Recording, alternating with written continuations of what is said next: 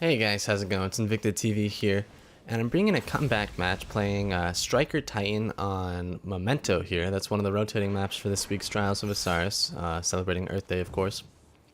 And I will say, it starts off a little weak. Look at that broken nade. You know how often nades get thrown at me, and they angle perfectly at the opponent, and then when I throw the nades, you know, they're just... That's it. That's them right there. Obviously I threw that nade to finish him off, that way I didn't have to challenge the sidearm too close. You know, I only had to hit him one more shot, but no need to play any risks. Almost actually offed myself in doing so, but thankfully I did not. But moving on, not much to talk about that round, other than the fact that my lightning grenade broke, which made no sense. Pushing this angle is pretty risky over here, honestly, for this map. I wouldn't highly recommend it. Just because when you push this angle, if they are playing Midas or long-range weapons, it's pretty easy for them to get an angle on you and take you out. And my opponents pushed the other side, and I came in way too late. We didn't really work on that as a team. I didn't get there back to my teammates fast enough. I should have focused more. I was too focused on hard scoping my lane, seeing where people were, trying to make sure I didn't push too soon, etc.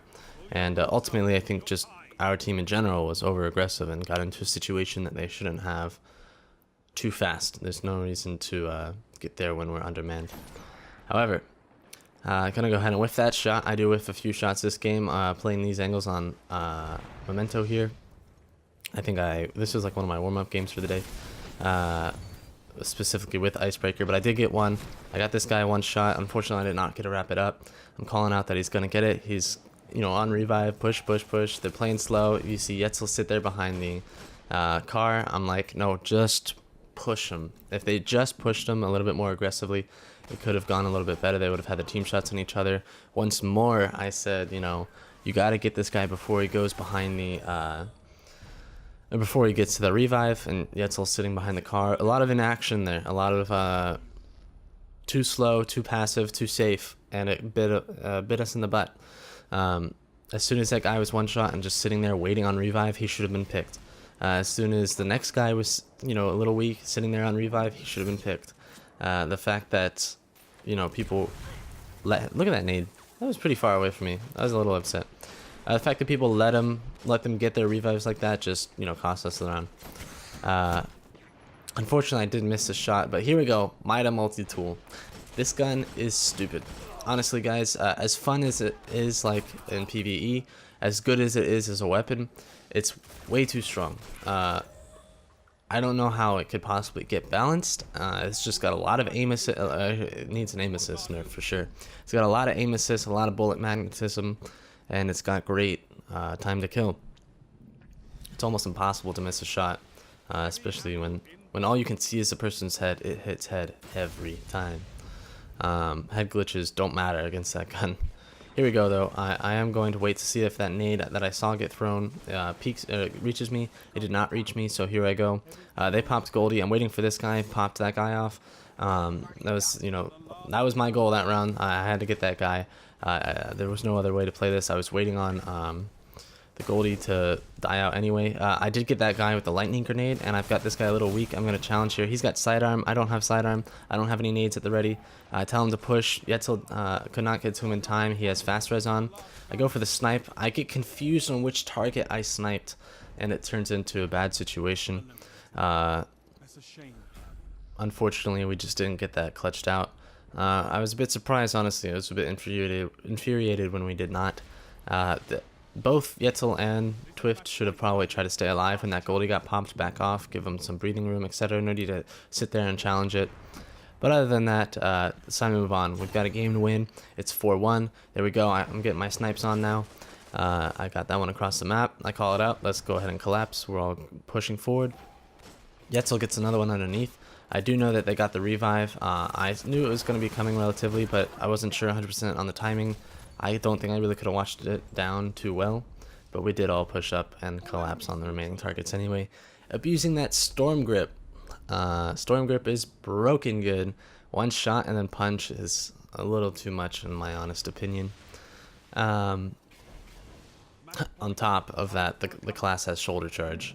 But here we go. Gonna lane down middle again. I do see one. In fact, right here, I know he's right there. I can see him. There we go. Boom. Wait for his head to peek just long enough as he's throwing that grenade.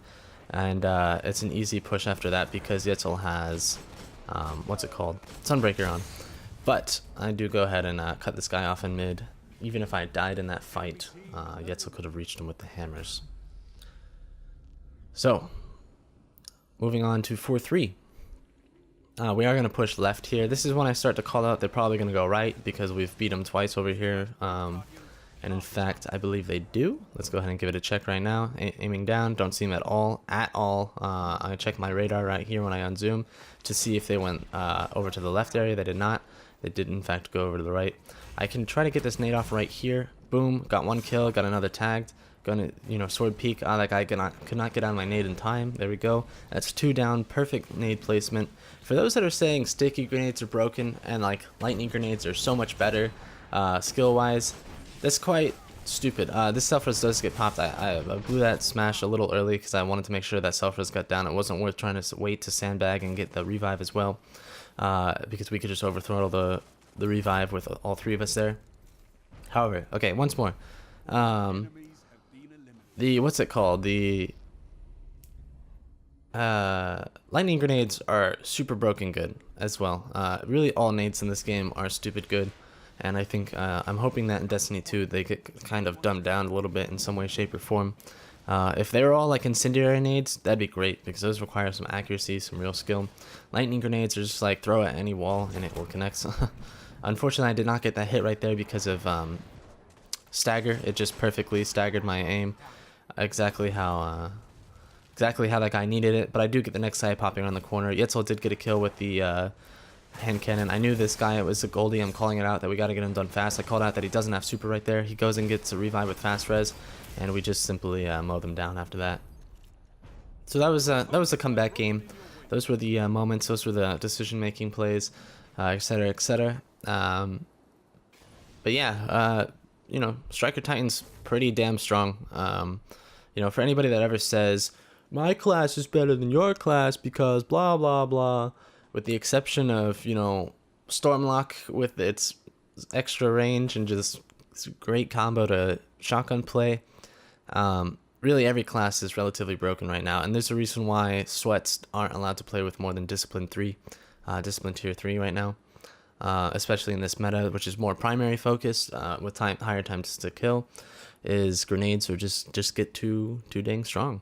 And so do melee charges, honestly. Overshields with, Sun Singer melee, health regen off of Nova or Voidwalker melee, Storm Grip, even the Titan Burn one is pretty dang strong because it's one shot and then punch, and that person will roast to their death unless they have the one artifact on, of course.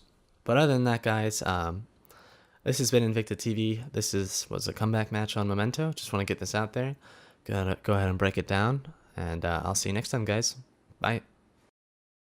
If you guys are looking to support my work, please head over to patreon.com/InvictaTV. You can subscribe for $5 to participate in a monthly giveaway of $50 or more, as well as earn double the chance on Trials of Osiris raffles over on my Twitch. Every little bit helps, and I appreciate the support.